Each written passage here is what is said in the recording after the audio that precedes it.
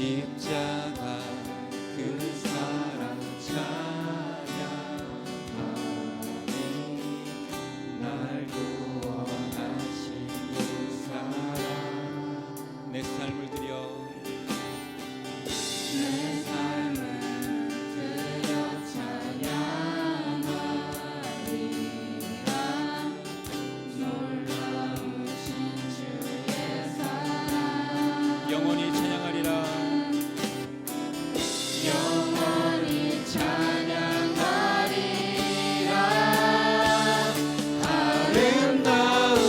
아름다우신 오 놀라우신 평안할 수 없는 사랑 오 위대하신 하나님의 사랑 영원히 찬양하리 내 안에 주를 향한 내 안에 주를 향하니 노래 영원한 노래 있으니 날 향한 주님의 크신 사랑 영원히 찬양하리라 십자가 그 사랑 십자가 그 사랑 찬양하리 날 구원하신 그 사랑 내 삶을 드려 내 삶을 드려 찬양하리라 아멘 놀라우신 주의 사랑 영원히 찬양하리라 영원히 찬양하리라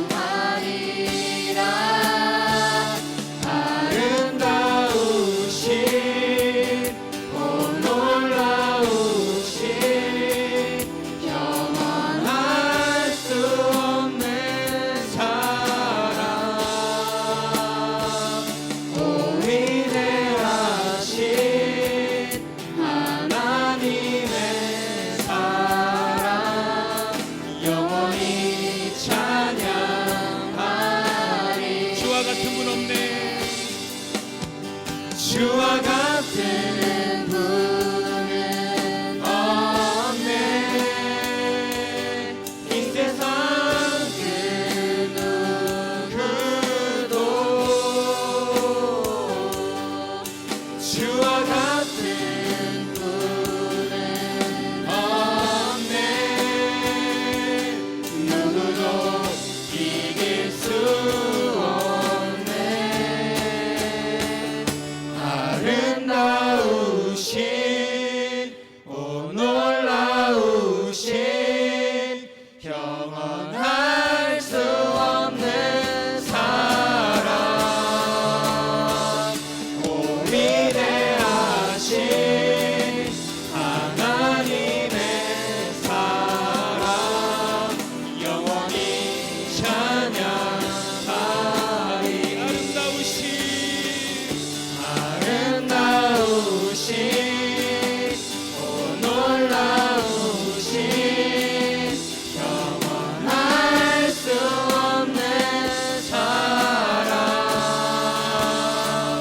오 위대하신 하나님의 사랑 영원히 찬양 호산나 다윗의 주소께 호산나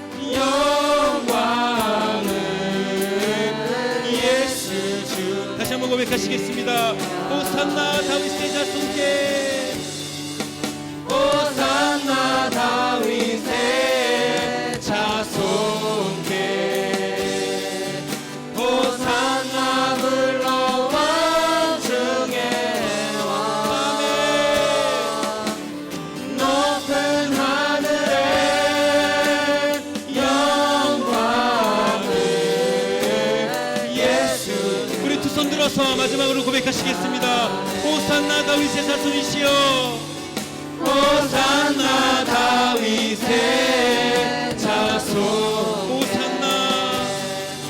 호산나 불러와 주의 왕, 높은 하늘의 영광을 예수 주 내시, 높은 하늘의 영광을, 높은 하늘의 영광을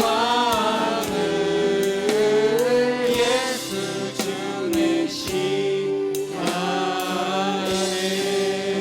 할렐루야, 할렐루야. 주님, 호산나 영광의 왕, 평강의 왕, 왕 중의 왕이신 주님을 찬양합니다. 호산나 내 삶의 주인 되시며 경배와 찬양의 유일한 주인 되시는 영광의 주님을 찬양합니다. 주여, 우리들이 드리는 기도와 찬양을 받아 주시옵소서. 사랑이 많으신 주님, 거룩한 주일에 함께 모여 찬양과 기도로 주님께 예배드릴 수 있도록 우리들의 삶을 인도하여 주심에 감사드립니다. 거룩한 주일을 세상의 분주함으로부터 떠나 고요한 마음으로 주님 앞에 나아가 회개와 기도로 예배드릴 수 있도록 이 시간 우리 각자가 가지고 있는 세상의 걱정과 고민을 내려놓고 오직 주님 한 분에게만 집중되어질 수 있도록 저희들의 심령을 인도하여 주시옵소서. 소망하옵기는 앞으로 행하는 우리들의 모든 기도와 간구가 주의 뜻을 알아가는 것에, 주의 거룩하심을 닮아가는 것에 중심을 두고 할 수 있도록 인도하시고, 또 그것이 각 개인이 열망하는 것과 조금 다를지라도 그 뜻에 순종하며 나아갈 수 있도록 우리들의 믿음이 성장되길 소원합니다. 하지만 주님, 우리들 모두 연약한 인간이기에 주의 말씀과 조금만 멀어지면 언제든지 다른 길로 벗어나 방황하고 원망하고 서로에게 부딪히며 서로에게 상처를 주고 상처를 받을 수 있는 그런 존재가 바로 죄인된 우리들의 모습임을 고백합니다. 주님, 은혜로 우리 믿음교회 모든 성도가 주의 길에서 벗어나지 않도록 긍휼을 베풀어 주시옵소서. 주여, 우리 성도들이, 아니 전 인류가 너무도 무서웠던 코로나라는 골짜기를 겨우 지나가고 있는데, 이제는 그 여파로 인한 직장의 사업의 문제와 경제적인 문제로 전 세계가 고난을 받고 있습니다. 하지만 주님, 우리가 이 고난 가운데서도 평안할 수 있는 것은 주님께서 신실하신 약속으로 우리들과 동행하시기 때문임을 고백합니다. 우리들의 모든 것을 머리털 새신 바와 같이 모두 아시는 주께서 그 마음의 평안함을 허락하시어 오히려 이 고난을 통해 주님께서 우리들 각자에게 바라시는 길을 바라볼 수 있도록 인도하시고, 그 안에서 감사와 찬양이 흘러넘칠 수 있도록 우리들의 삶을 직접적으로 간섭하여 주시옵소서. 주님, 벌써 올해의 절반이 지나가고 있습니다. 올해를 시작하면서 기도로 준비했던 교회의 많은 계획과 사역들이 있습니다. 사람의 마음으로 그 길을 계획할지라도 그 걸음을 인도하시는 여호와시라는 말씀을 저희들이 기억합니다. 준비하고 계획하고 애쓰고 수고하는 많은 일들이 다른 것이 아닌 오직 주가 바라보시는 방향으로, 오직 주께서 원하시는 방향으로 교회의 모든 사업이 향해 갈 수 있도록 당 회원을 비롯한 교회 중직들은 물론 어린아이에 이르기까지 모든 이들의 심령을 어루만져 주시옵고, 특별히 그 길에서 사람과의 관계나 상황에 의해 지쳐 쓰러지지 않도록 성령 충만함의 특별한 은혜와 사랑을 우리 믿음교회에 부어 주시옵소서. 우리 교회가 여호수아 세대로 우뚝 서서 이곳 인도네시아 땅에 우리 믿음교회를 허락하신 주님의 거룩하신 계획을 하나하나 실천해 나가는 주님의 일꾼이 되는 교회 될 수 있도록 함께하여 주시옵소서. 인적 물적 부흥을 우리 교회에 허락하시되 무엇보다도 영적인 부흥을 먼저 허락하셔서 진정한 회개로부터 시작되는 오직 기쁨만 가득한 봉사, 서로를 위해 중보하는 기도가 넘치는 기도 시간, 사랑이 넘치는 교제, 말씀과 기도로 언제나 주님과 소통하는 성령 충만한 우리 믿음교회와 성도들, 그리고 그들의 가정이 될 수 있도록 주님 은혜 내려 주시옵소서. 우리가 알거니와 하나님을 사랑하는 자, 곧 그 뜻대로 부르심을 입은 자들에게는 모든 것이 협력하여 선을 이루리라는 말씀을 기억하는 우리 믿음교회 모든 성도들이 되길 소원합니다.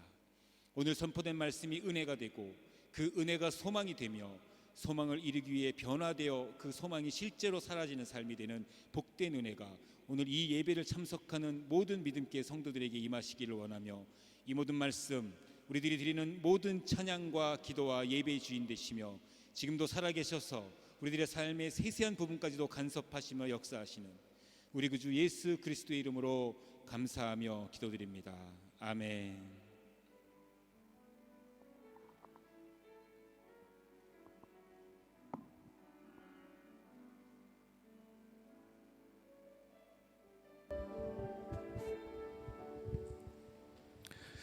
찬송가 430장 주와 같이 길 가는 것, 우리 1절 4절 부르시면서 준비한 예물 하나님 앞에 드리겠습니다.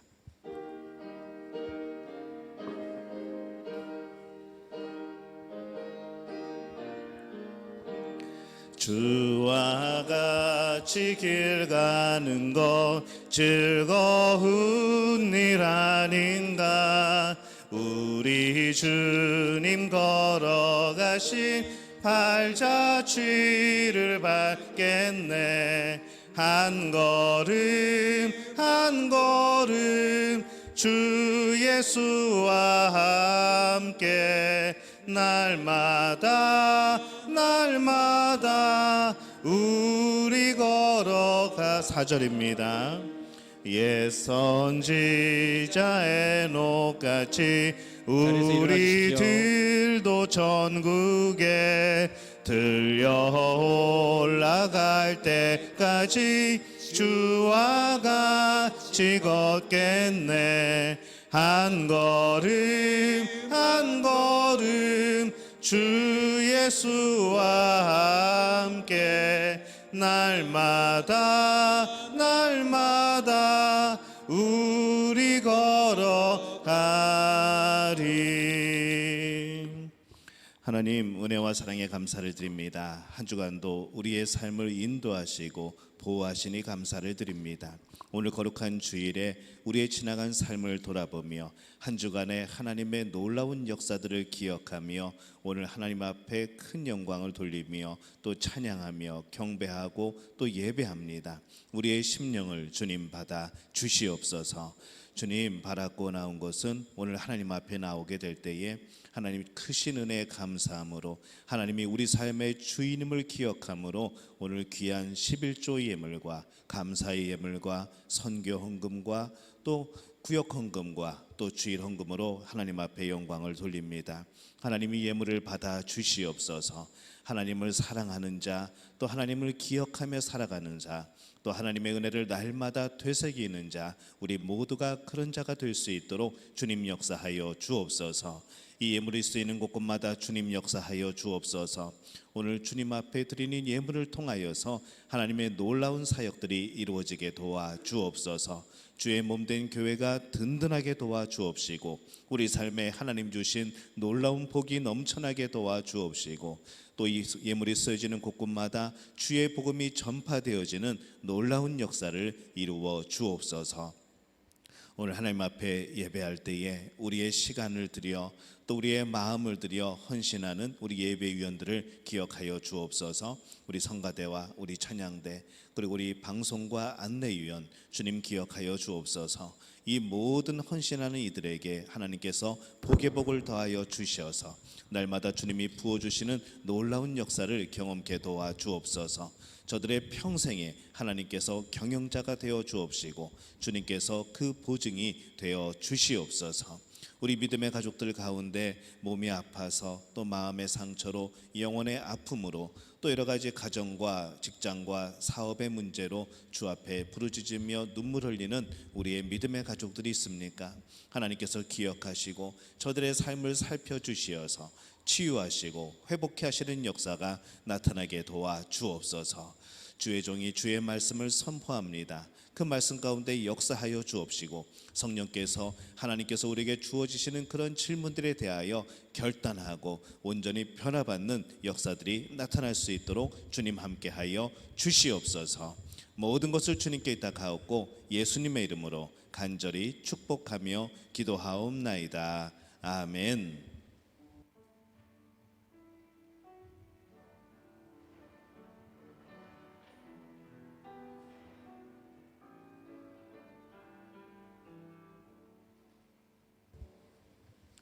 교회 소식 함께 나누겠습니다. 우리 옆에 분들에게 인사하겠습니다. 하나님이 우리와 함께 하십니다. 한 번 더 인사합니다. 오늘 예배 가운데 하나님이 함께 하십니다. 하나님이 함께하는 그런 복된 예배가 되시기를 바랍니다. 오늘은 성령 강림 주일 우리 오순절입니다. 항상 우리와 함께 하셔서 도우시는 이 성령의 능력을 경험하는 우리 복된 믿음의 가족들이 되시기를 바랍니다. 감염 예방 수칙을 잘 지켜주시고 우리 현장 예배에 열심히 참여해 주시기를 바랍니다. 우리 예배 시에는 마스크를 착용해 주시고 아울러 우리 성도들의 건강을 위하여서도 우리 서로가 중보하며 기도해 주시기를 바랍니다. 우리 교회에서는 서로 축복하는 가정 캠페인을 하고 있습니다. 매주 주일 저녁에는 자녀 축복 기도문을 전체 톡방에 올려드립니다. 또 매주 금요일에는 부부 축복 기도문, 남편을 위한 아내의 기도, 또 아내를 위한 남편의 기도를 올려드리고 있습니다. 기억하시고 서로 축복하며 기도해 주시기를 바랍니다. 구역 모임이 오늘부터 7월 16일까지 방학을 합니다. 기억하시고 방학 기간도 안 모인다고 너무 이렇게 좋아하지 마시고 안 모이셔도 서로 연락하시고 또 구역 식구들을 위하여서 서로 기도해주는 그런 복된 시간들이 되어지시기를 바랍니다. 이제 아이들이 방학의 시작이 됐습니다. 그래서 이제 한국에 다녀오시는 우리 성도님들이 많은데 우리 다녀오시는 분들은 그냥 몰래 다녀오지 마시고 우리 구역장 또는 구역 강사에게 저 언제까지 다녀옵니다 라고 말씀해 주시면은 또 우리 구역장 구역 강사님들은 저에게 또 연락을 주시면은 위하여서 함께 다녀오시는 동안 기도하도록 그렇게 하겠습니다.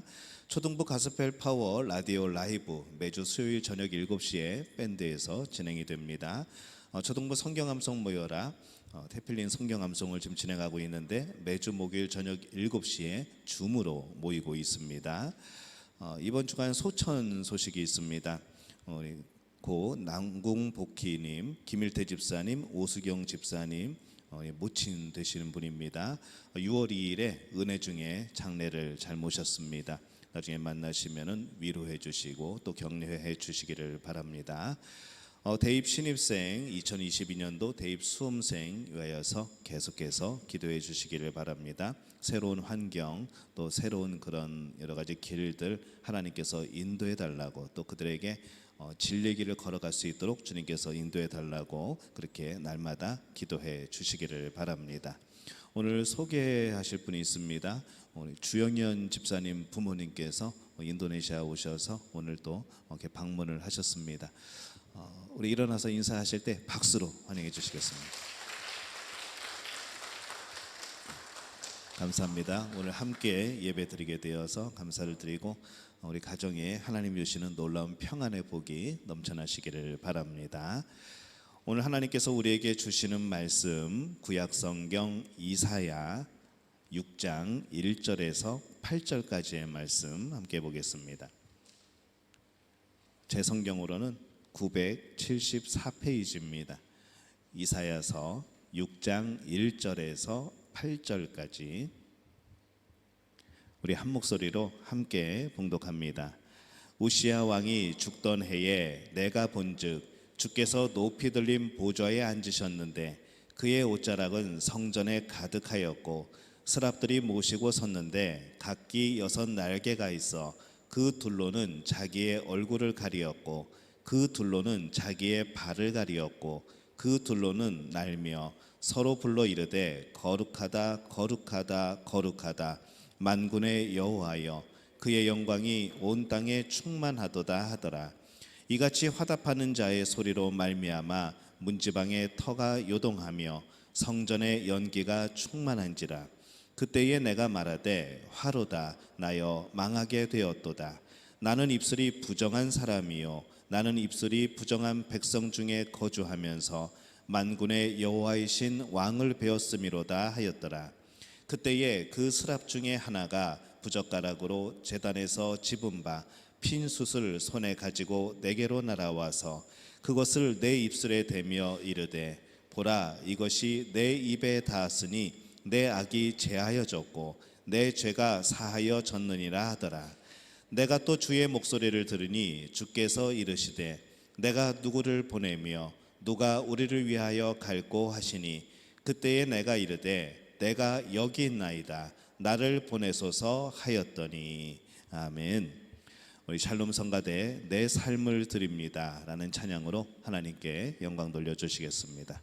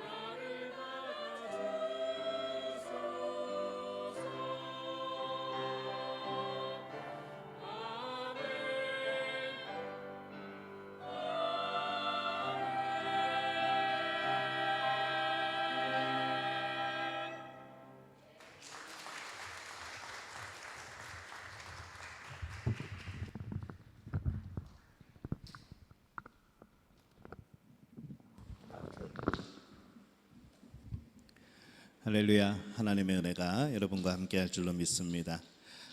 사람이 한 가지 일을 오래 하다 보면은 어떤 사람은 그 분야에서 굉장히 프로가 전문가가 되어지죠. 또 어떤 사람은 똑같은 일을 한동안 계속 하다 보면은 이제 그 일에 대하여서 매너리즘에 빠지게 되는 그러한 경우들이 많습니다. 왜 그런 결과로 이어질까요? 어떤 사람은 전문가 프로가 되고 어떤 사람은 매너리즘에 빠지게 되고 그 이유를 우리가 생각해 보면은 사람들은 이렇게 말합니다. 그가 초심을 잊어버렸기 때문이다. 처음 그 사랑을 잊어버렸기 때문이다. 또 처음에 그 마음을 잊어버렸기 때문이다 라고 그렇게 말을 합니다. 우리가 이 초심을 잘 유지하면서 이 자신의 능력을 키워나가게 되면은 그 분야에서는 프로가 되어지지만은 그 초심을 잊어버리면 매너리즘에 빠지게 된다는 것이죠. 근데 이것이 일반적인 우리의 삶뿐만 아니라 우리 신앙생활도 마찬가지입니다. 이 신앙의 초심, 예수님을 처음에 그 인격적으로 만나게 되었을 때의 그 마음과 그 감격, 이것을 잃어버리면은 우리는 신앙의 매너리즘에 빠지게 됩니다. 습관적인 예배, 아무런 감동 없이 입으로만 부르는 찬양, 또 설교를 들어도 우리는 설교를 언제 마음에 딱 담아두는가 하면은 이 설교의 본문을 읽기 시작할 때부터 우리는 벌써 판단을 합니다. 이 말씀 내가 아는 말씀이라고 생각을 하죠. 그리고 이 아는 말씀이라고 그 생각이 들기 시작하면은 그 다음부터는 잘 들으려고 하지를 않습니다. 이 설교 말씀은 무엇이라 그때 말씀을 드렸는가 하면은 하나님이 나에게 던지시는 질문이라 그렇게 말씀을 드렸습니다. 하나님께서 나에게 질문하시는 거죠. 제가 여러분에게 질문하는 것이 아니고 제 생각을 여러분에게 말씀드리는 것이 아니고 이 성경 말씀이, 이 하나님의 말씀이 여러분에게 질문을 던지는 겁니다. 나는 너희에게 이렇게 말을 했는데, 난 이렇게 말씀했는데 너희들은 이 말씀을 어떻게 받아들이느냐? 너는 이 말씀에 대하여서 어떻게 결단하고 어떻게 살아갈 것인가? 바로 우리에게 던져주시는 바로 하나님의 질문이 이 성경 말씀입니다. 근데 이 처음에 내가 아는 말씀이라고 생각이 들고 그다음부터 귀를 닫게 되면은 그 하나님의 질문을 듣지 못하게 되는 것이죠. 질문을 듣지 못하니까, 하나님의 음성을 듣지 못하니까 대답할 것도 없습니다. 결단은 더더욱 할 수가 없게 되는 것이죠. 반면에 이 신앙에도 프로가 있습니다. 예수님을 처음에 인격적으로 만났을 때의 그 감격, 그 초심을 마음속에 간직을 하고 신앙생활을 하는 것이죠. 그럴 때에 이 말씀에 더 깊은 은혜를 누리게 되고 더 넓은 하나님의 사랑을 경험하고 더 높은 믿음으로 나아가는 그런 신앙의 프로들이 되어집니다. 우리는 이것을 신앙의 성숙, 또 성숙된 신앙인, 그렇게 부르기도 하죠. 이 신앙에 있어서 프로는 어떤 모습인가 하면은 그 삶 속에서 언제나 하나님을 발견하는 겁니다. 우리에게 벌어지는 많은 일들 가운데서 하나님과 연결지어서 생각하고 해석하고 바라보는 것이죠. 그냥 우연히 내가 운이 없어서, 또 어떤 분들은 교회 다니시면서도 내가 팔자가 사나워서 그렇게 말씀하시는 분들도 있습니다. 내가 덕이 없어서, 이렇게 해석하는 것이 아니라 나에게 벌어지는 이 상황과 이런 일들이 하나님과 연결지어서 무슨 의미일까? 하나님은 나에게 무엇을 원하고 계실까?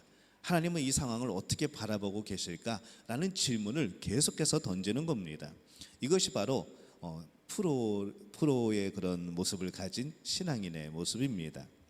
또 삶의 목적이 하나님을 기쁘시게 하는 것이 되어지죠. 그렇게 하기 위해서는 어떻게 해야 됩니까? 날마다 내 자신을 말씀에 비추어 봐야 합니다.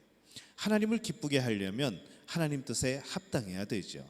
그러다 보니까 그 하나님 뜻에 합당하게 사는 사람은 다른 사람이 아니고 바로 내 자신입니다. 그러다 보니까 내 자신이 어떠한 모습인가, 우리가 지난번에 말씀을 나눴지만은 거울을 보듯이 이 하나님의 말씀에 비추어서 나를 바라보는 것이죠. 그러면서 이 나의 모습이 하나님을 기쁘시게 하는 모습으로 점점 변화되어 가는 것, 이것이 바로 신앙의 프로입니다. 또 한 가지는 이 삶의 모습은 하나님이 원하시는 것을 이루어지는 삶으로 바뀌는 것이죠.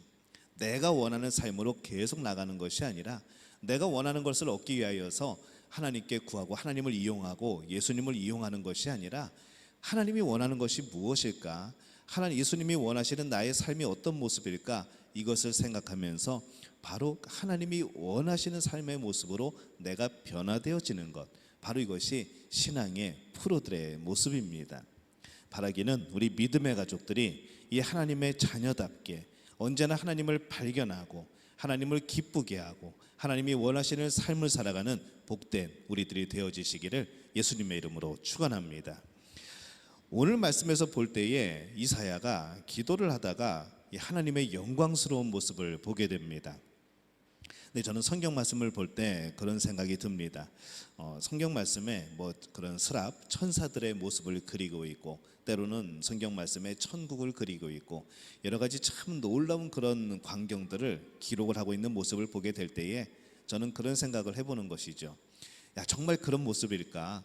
오늘 말씀도 보면은 벌써 날개가 6개고 그 중에 둘은 눈을 가리고 둘은 날고 둘은 또 발을 가리고 있고, 정말 그런 모습으로 천사를 그려놓으면은 되게 이상한 그림이 됩니다. 이게 도대체 이상한 모습이 되어져 버리죠. 그렇다고 한다면은 우리가 이 성경을 읽을 때 이 모습을 어떻게 해석을 해야 되는가? 우리는 이 성경 말씀을 보면서 이렇게 생각하시면 됩니다. 아, 인간의 언어로 표현할 수 있는 가장 근접한 모습이 바로 이런 표현이구나라고 생각을 하는 것이죠. 그래서 오늘 말씀에도 이 이사야가 하나님의 영광, 이 스랍들, 천사들을 보면서 이렇게 표현할 수밖에 없었다는 것을 우리가 기억해야 될 필요가 있습니다. 우리가 상상력을 동원하는 것이죠. 어떤 모습이었을까? 하지만은 우리가 실제적으로 이것을 그리거나 이것을 어떻게 표현을 하다 보면은 우리의 언어의 한계, 우리의 생각의 한계, 또 그런 문화의 한계에 부딪히게 됩니다. 우리들이 한국인들이 생각하는 천국의 모습하고 외국인들이 생각하는 천국의 모습이 전혀 다릅니다. 똑같은 집을 지어도 우리는 한국적으로 집을 짓겠죠. 외국인들이 천국에 있는 집을 생각하면 어떻게 생각을 할까요? 전혀 자기의 문화에 맞는 그런 천국을 그려나가겠죠. 얼마나 인간의 표현으로 가장 아름답고 가장 빛나고 가장 영광스러운 그런 모습을, 그런 단어를 써서 기록한 모습이 바로 요한계시록에 나오는 천국의 모습인 겁니다. 그래서 이 성경을 말씀을 읽을 때에 우리는 그런 상상력이 필요한 것이죠. 이 인간의 언어로 표현을 했지만은 다 담을 수 없는 하나님의 영광, 또 천사들의 모습, 하나님의 그런 놀라운 빛들, 우리는 그렇게 상상하면서 이 말씀을 생각하는 겁니다. 이사야가 기도를 하다가 그 하나님의 영광스러운 모습을 보게 됩니다. 1절에 보면은 어떤 모습을 받는가 하면은 내가 본즉 주께서 높이 들린 보좌에 앉으셨는데, 이렇게 말씀을 하죠. 하나님의 영광을 보게 되면서 그 영광스러운 모습 앞에 비추어진 이사야 자신의 모습을 또 발견을 합니다.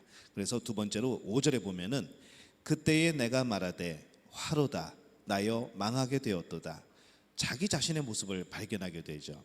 세 번째로 이 자신의 죄를 하나님께서 깨끗게 하셨을 때에 그때에 하나님의 뜻을 또 발견하게 됩니다. 그리고 하나님이 원하시는 삶을 살아가기로 결단을 하죠.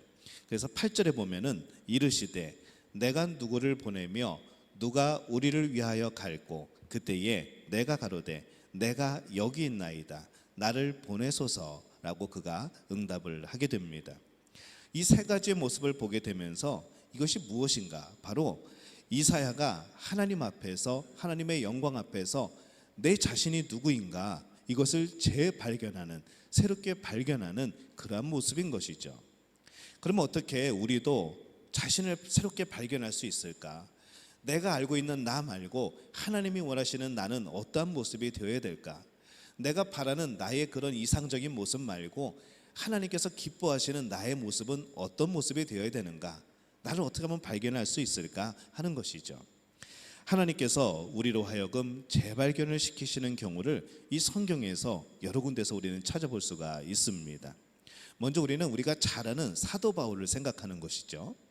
이 사도 바울이 사도가 되기 이전에는 사울이라 불렀습니다. 사울을 향해서 예수님께서 하신 일이 뭘까요? 바로 성령의 놀라운 역사를 통하여서 바로 돌이키게 하시는 역사였습니다. 예수 믿는 사람들을 잡아 죽이는 그 일에서 다메섹 도상에서 예수님을 만나고 그가 변화되어서 이제 복음을 전하는 사람이 되어진 것. 내 모습은 지금 이 모습이 아니고 예수님이 원하는 모습이 진짜 나의 모습이라는 것을 발견하게 된 것이죠. 그래서 이 사울은 지나친 자만심이 있었습니다. 자신이 하고 있는 일, 그 예수님을 믿는 사람들을 잡아 죽이는 일들을 가장 옳은 일이라고, 가장 확실한 일이라고, 가장 복받는 일이라고 그렇게 알고 있었던 것이죠. 자신이 가장 옳고 자신만이 가장 정당하고 그렇게 알고 살아왔던 사람입니다. 그것이 사울을 성장시키지를 못합니다. 사울이 자기가 얼마나 부족한 사람인지, 지금 내가 하고 있는 일들이 얼마나 예수님을 핍박하고 있는 일인지, 하나님의 뜻을 거역하는 일인지 그것을 알게 되었을 때, 바로 자신을 재발견하게 되었을 때 드디어 그는 사도 바울이 되어지는 것이죠. 이러한 것은 성령의 강한 역사에 의해서만 가능해집니다. 예수님을 만났을 때 가능해지는 것이죠. 우리도 예수님을 만나면, 예수님을 인격적으로 경험하면 이런 놀라운 변화가 나타나게 될 줄로 믿습니다. 또 우리는 성경에서 무엇을 보는가? 누가복음 15장에 보면은 이 탕자의 비유가 나옵니다. 탕자의 교만은 무엇일까요? 결국 아버지의 품을 떠나게 만듭니다. 하나님 앞에 교만했을 때, 아버지 앞에 교만했을 때, 자기가 모든 것을 할 수 있을 것이라 생각했을 때 그는 아버지를 떠나게 되어집니다. 그 탕자는 아버지의 깊은 사랑은 아무것도 아니고 자신의 젊은 패기, 그리고 자신의 이상, 자신의 쾌락과 만족, 이것이 중심이 되어서 그것을 추구하며 살아갔던 것이죠. 자신의 판단이 지금 내가 재산을 받아서 내가 하고 싶은 사업을 했을 때 가장 잘 되고 성공할 것이라는 이런 확신에 가득 차 있었습니다. 근데 이 탕자가 고난을 당하게 되죠. 있는 것을 다 탕진합니다.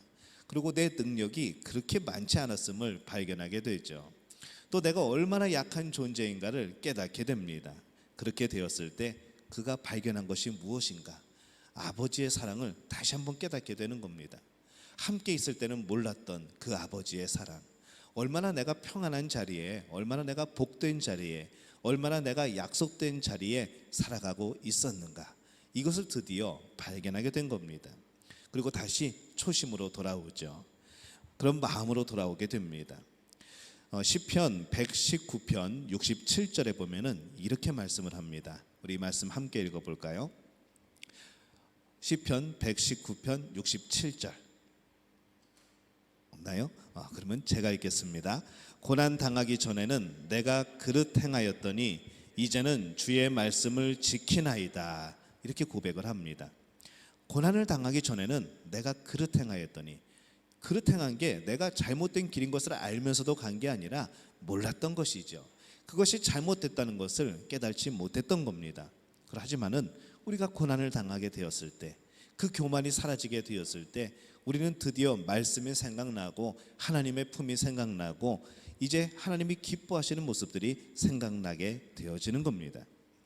탕자가 아버지의 말씀에 불순종하던 자리에서 주의 말씀을, 아버지를 사랑하는 자리로 옮겨지게 된 겁니다. 그래서 때로는 이 고난이라고 하는 것이, 때로는 우리에게 다가오는 여러 가지 시험이라고 하는 것이 우리가 다시 한번 내 자신을 발견하게 되는 그런 스승이 되어지는 그런 역할을 할 때도 있습니다. 오늘 여러분들 가운데 어떠한 고난이 있든지 간에, 어떤 상황에서 어려움이 있든지 간에, 우리 삶에 큰 문제가 있든지 간에 그것을 통하여서 하나님을 발견하게 되는, 하나님과 더욱더 가까워지게 되는 여러분들이 되어지시기를 예수님의 이름으로 축원합니다. 그렇게 되면 해결되어지는 것이죠. 하나님의 사랑을 깨닫게 되면은 문제가 아닌 것이 되어집니다. 또 우리는 성경에서 누구를 발견할 수 있을까요? 마태복음에 보면은 베드로가 나옵니다. 베드로는 예수님의 제자이죠. 그는 모든 사람이 예수님을 다 버릴지라도 나만큼은 목숨 바쳐서 예수님을 버리지 않겠다고, 예수님을 지킬 거라고 그렇게 호언장담을 합니다. 근데 베드로는 예수님이 말씀하신 그대로 닭이 울기 전에 3번이나 예수님을 부인하죠. 예수님을 모른다고, 나는 그 제자가 아니라고, 나는 전혀 알지 못한다고, 내가 어떻게 그 사람을 아냐고, 나는 그 사람을 모른다고 그렇게 저주하면서까지 예수님을 모른다고 합니다. 실패하죠. 근데 실패하면서 이 베드로는 변화되기 시작합니다. 그리고 성령이 충만히 임하였을 때 베드로는 놀라운 역사를 이루어냅니다. 그래서 이 실패는 자신을 바라보는 거울입니다. 늘 자신만만하게 큰 소리치는 사람에게는 이 좋은 충고를 해도 잘 듣지를 않습니다. 그러나 하나님 앞에서 연약하고 하나님 앞에서 부족하고 그런 자신을 만나게 되면은 그는 겸손해지죠. 겸손해지면 어떻게 될까요? 들리지 않았던 귀가 열립니다. 또 마음에 담아두지 않았던 말들이 마음에 담아지기 시작합니다. 그리고 그것을 인정하게 되는 것이죠. 여러분, 어려운 일을 당하게 됐을 때, 부족한 일을 우리가 자의 모습을 발견하게 되었을 때는 그때서야 하나님의 말씀이 내 마음에 새겨지고 하나님을 인정하게 되고 하나님께 도움을 구하게 되는 것이죠. 그러면 기도하는 중에 이 하나님의 영광을 보고 자신을 재발견하게 된 이 이사야는 어떻게 변화가 되었는가? 그의 모습을 보면은 첫 번째로 보는 시각이 달라졌습니다. 자신을 알기 이전에 이사야가 외치는 말씀은 무엇이었는가 하면은 이 이스라엘 백성들의 죄악을 이렇게 꾸중하는 그런 내용이었습니다. 이사야서에 보면은 하나님을 떠난 이스라엘 백성들은 뭐라고 표현했는가 하면은 너희들은 짐승보다 못해, 나병 환자보다 못한 패역한 그런 종자들이야 라고 표현을 합니다. 그러한 사람이 드리는 예배는 모두가 잘못된 형식적인 예배야 라고 규정을 짓고 책망을 하는 것이죠.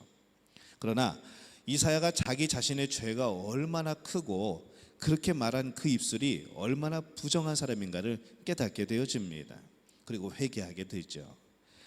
나를 보는 눈이 떠져야 됩니다. 나를 발견해야 되는 것이죠. 내 죄를 깨닫고 그러면 우리는 어떤 고백이 나옵니까? 이제 어떻게 해야 될까? 베드로가 복음을 전했을 때 너희들이 예수님을 십자가에 못 박았어 라고 베드로가 전도할 때에 사람들이 제일 먼저 한 행동이 뭡니까? 형제들아, 우리가 어찌할꼬? 우리가 예수님을 못 박았는데 이제 어떻게 할까? 하면서 울부짖는 그들의 모습을 보는 겁니다. 회개가 이루어져야 되는 것이죠. 보는 시각이 달라집니다. 또 이사야는 두 번째로 구원관이 달라졌습니다.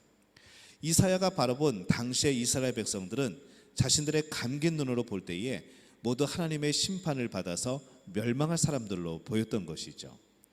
근데 이 변화된 이사야는 인간 스스로의 노력으로 구원을 받을 길이 없음을 알게 됩니다. 그리고 이제 그는 모든 죄인을 사랑의 눈으로 바라보게 되죠. 하나님의 자비, 그 사랑, 그것은 죄인을 용서하고 용납할 수 있음을 알게 되고 또 그 하나님의 사랑 속에서 인간을 불쌍히 여기셔서 이 땅에 메시아를 보내실 것이라는 것, 이 땅에 그 영원한 화목제를 보내실 것이라는 것, 바로 예수 그리스도를 이 땅에 보내실 것이라는 것을 그가 깨닫게 됩니다. 그래서 이사야서의 말씀에 보면은 예수님의 모습이 많이 예언이 되어 있습니다. 그 고난을 받으시는 모습, 그 십자가가 어떻게 이루어지는가, 우리의 죄의 용서가 어떻게 이루어지는가, 이사야서에 예수님의 그 모습을 참 많이 담고 있는 것이죠. 우리는 죄를 짓는 우리의 주변의 이웃들을 정죄하는 사람이 아닙니다. 우리는 심판자가 아닙니다. 그들 위해서 눈물로 기도하는 그 마음을 가지고 그 사랑을 가지고 바로 그들을 그리스도에게로 이끌어올 수 있는 그런 변화가 우리들에게도 나타나야 되는 줄로 믿습니다. 세 번째, 이사야가 무엇이 달라졌는가?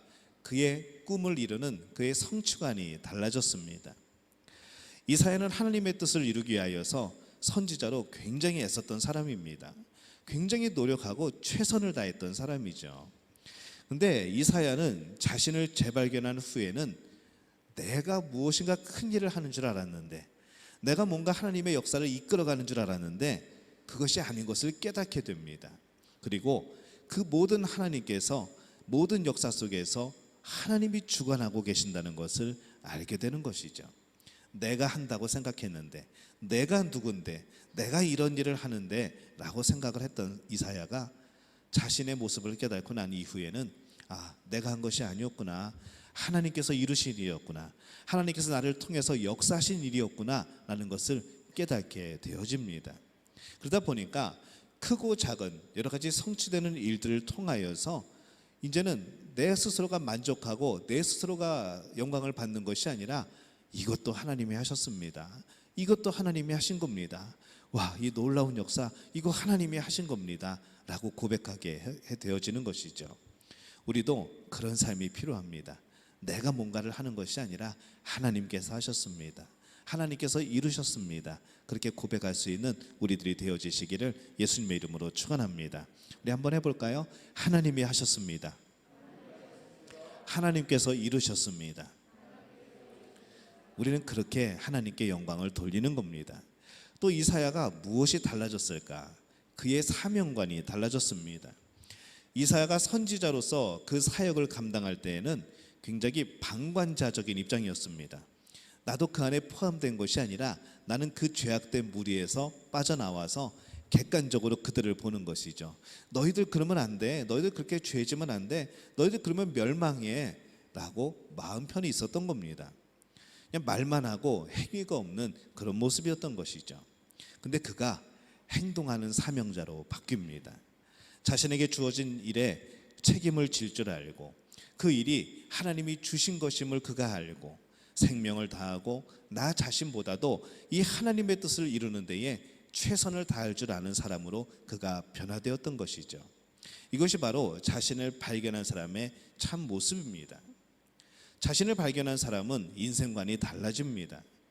여러분, 신앙은 배우는 것이 아니고 변화되는 겁니다. 한번 따라 볼까요? 신앙은 배우는 것이 아니고 변화되는 것이다. 신앙은 이런 겁니다. 우리가 오랜 세월 교회를 다니다 보면은 우리는 찬송가도 많이 알게 되죠. 찬송을 배우게 됩니다. 기도하는 방법도 배우게 되죠. 그리고 성경도 말씀도 배우게 됩니다. 봉사도 자연스럽게 우리 신앙의 선배들이 하는 모습 보면서 배우게 되어지죠. 근데 우리의 목적은 배우는 게 아닙니다. 배우는 것은 한계가 있습니다. 그건 시간이 지나가면은 자연스럽게 배워지게 되는 것이죠. 믿음이 없어도 예수님이 나의 구주라고 구원의 확신이 없어도 교회에서 한 10년 동안 살다 보면은 용어도 기독교 용어로 바뀌고 우리의 그런 삶의 모습도 기독교인으로 바뀌고 또 우리가 봉사하는 모습들도 섬김의 모습들도 기독교인처럼 섬기게 됩니다. 그러나 그 안에 정말 변화가 일어났는가? 정말 구원이 임했는가? 정말 하나님이 기뻐하시는 그 마음과 그 삶의 모습으로 살아가고 있는가? 그가 하나님의 자녀인가? 라고 물어본다고 한다면은 그렇지 않을 수도 있다는 것이죠. 시간은 우리를 착각하게 만듭니다. 시간은 우리를 매너리즘에 빠지게 만듭니다. 항상 우리가 초심을 기억하지 못하면은 항상 예수님의 그 사랑, 예수님의 구원, 그 십자가를 감격을 잃어버리고 살면은 우리는 언제든지 매너리즘에 빠질 수가 있다는 것이죠. 우리의 목적은 배우는 것이 아닙니다. 내가 교회 가서 뭘 좀 배워야 되겠다. 아니요. 변화되는 겁니다. 우리가 무엇인가를 말씀을 듣고 주변 사람들의 섬기는 모습을 보면서도 우리는 그것을 배우는 것이 아니라 그 모습을 보면서 내 삶이 이러면 안 되겠구나. 내 삶이 하나님께 더욱더 충성된 삶이 되어야 되겠구나. 이 말씀을 지켜나가는 그런 삶이 되어야 되겠구나 라는 변화가 있어야 된다는 것이죠. 하나님의 말씀을 듣고 그렇구나 라고 깨닫는 것으로는 부족합니다. 오늘 이 말씀을 들었으면 그래, 그럼 나도 그렇게 하나님 앞에 살아가야지 결단하는 것이죠. 말씀을 듣고 결단해야 변화가 일어나는 겁니다. 하나님이 원하시는 삶은 그 변화의 삶이라는 겁니다. 오늘 우리는 재발견해야 됩니다. 나를 의지하지 않고 하나님을 의지하게 되어지는 것, 하나님의 뜻을 알기 위해서 기도하게 되는 것, 주님과 동행하기를 원하는 것, 세상이 아닌 하나님의 나라를 바라보고 살아가게 되는 것, 이런 변화가 우리에게 필요합니다. 이사야와 같이 하나님을 바라보는 그 눈길이 달라지고 나 자신을 바라보는 그 관점이 달라지고 지금까지 주님을 위해 살았다고만 하는 그런 사명관이 달라져서 다시 한번 우리의 신앙이 놀랍게 변화를 이루어야 될 줄로 믿습니다. 때로는 우리 모두가 잠자는 것과 같은 그런 무력한 신앙의 모습을 보일 때가 있습니다. 이것은 믿는 건지 이것은 안 믿는 건지 모를 때가 있는 것이죠. 이것은 예배하는 건지 이것은 예배하지 않는 건지 모를 때가 있습니다. 내 스스로도 모를 때가 있는 것이죠. 다른 사람은 더 말할 것도 없고 내 자신이 내가 과연 하나님의 자녀인지 아닌지 모를 때도 많다는 겁니다. 매 순간마다 우리는 이것을 되새겨야 합니다. 내가 누구인가? 나는 구원을 받았는가? 하나님은 나에게 어떠한 분인가? 예수님이 나에게 주신 선물은 무엇인가? 나는 하나님 앞에서 어떠한 존재인가? 이것을 늘 우리는 생각하며 내 자신의 위치를 찾아가는 것이죠. 우리는 이것을 뭐라고 하는가 하면은 삶의 자리를 찾아간다고 그렇게 표현을 합니다. 제가 여러 가지 말씀 중에 삶의 자리라고 표현할 때가 많습니다. 바로 그것이 그런 삶의 자리인 겁니다. 우리가 정말로 무력한 신앙인이 아니라 생명이 살아 숨쉬는 그런 신앙인이 되어지시기를 바랍니다. 그 예수의 심장이 우리 안에서 정말 활발하게 우리가 움직이는 그런 열정을 가지시기를 바랍니다. 우리의 삶이 아닌 예수님의 삶을 살아가는, 우리의 원하는 삶이 아닌 하나님이 원하는 삶을 살아가는 그런 복된 믿음의 가족들이 되어지시기를 예수님의 이름으로 축원합니다. 이제는 우리 주 예수 그리스도의 은혜와 하나님 아버지의 극진하신 사랑하심과 성령의 역사하심이 오늘 내 자신을 재발견하고 이제 하나님이 원하시는 그 삶을 살아가기를 원하는 우리 믿음의 가족들의 머리 위에 영원토록 함께 하시기를 간절히 축원하옵나이다. 아멘.